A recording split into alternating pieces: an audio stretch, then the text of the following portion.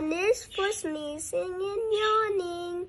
It's with the sneeze comes out and with the sudden a true. Say alhamdulillah, that's what to do.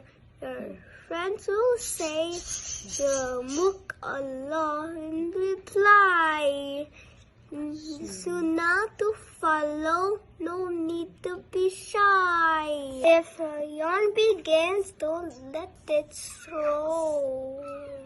Cover your mouth, whether on stool or at home. Say Alhamdulillah and close it tight.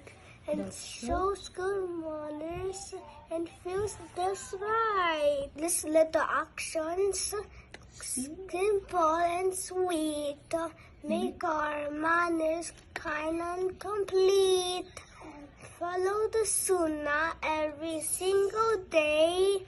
Make spread good deeds in every way. Go.